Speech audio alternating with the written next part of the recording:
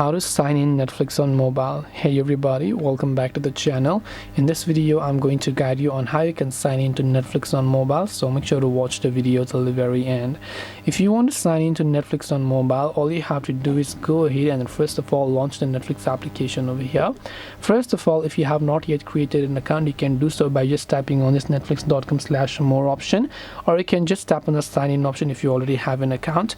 Go ahead and then enter either the email address or the phone number that is associated with your Netflix account. Then just go ahead and then enter your password. If you're not sure what password you've typed in, you can tap on the show option over here to type in and show your password.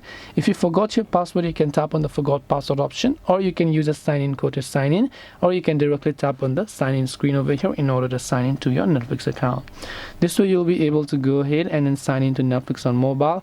Hope this video was helpful. If you have any questions, feel free to leave them down below. Thank you for watching till the very end, and see you soon in the next video.